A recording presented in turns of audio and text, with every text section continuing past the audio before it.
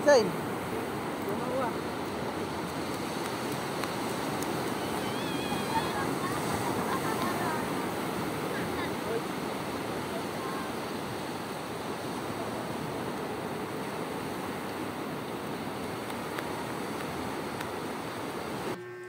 Yo, what's up mga ka-brother? Ako nga pala ang asawa ni ka-brother Dada.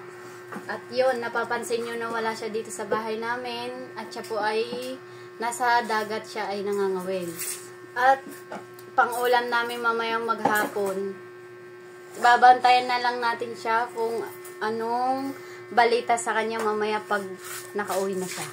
So, bantay-bantay mga ka-brother. Nandito na sila. Titingnan natin kung may huli sila sa pakanan nila. Ay, hindi pala si sister.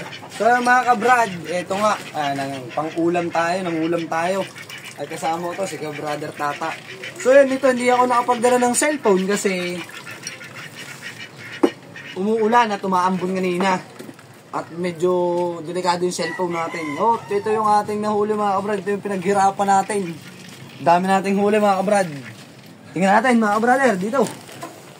May pangulam na tayo, may pansigang, may pamprito pa. Mga talakitukan mga ka-brad, oh. Ayos. Oh. Marami to, may mga medyo maliliit. Sa panahon ngayon, kakainin na natin to at yung ulam. Hindi nga tayo nakapag-video kanina. Ito, bagaong. Ito yung tawag dito, karakatilyo. At may murang ilong din. Kaya alam na galing sa tabi lang. Yan, marami mga kabrad. Yan. Ipansigang na tayo mga kabrad. Diskarte lang para may ulam. Doon, may ibang isda nga pala mga kabrad. Ito yung nahuli namin ni ka-brother Tata kanina. Oh, brother Tata. Yan. Ito naman mga kabrad, ito yung lumaot nga, sumubok kung sinabi namin ni ka-brother Ronel. Sumubok dun sa paglaot nung kahapon, nagpusong na rin ako, tumulong na rin ako para mga bambrito. Kulaso mga brad. At may mga sira-sira din. May ulam na tayo sa tatanghalian, may ulam pa tayo sa hapunan. Kanya-kanyang diskarte lang mga brad. At hindi pa nga tayo nakakalaot. Ang mga natin ay nakatabi pa.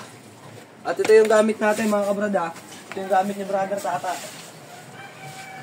Yan.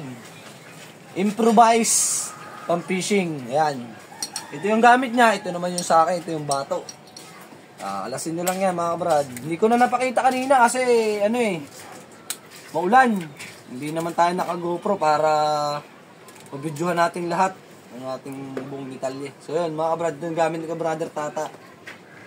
May pang-ulam ka na. Maghapon mga brad. So diskarte lang. See you to our next vlog na lang. At thank you for watching.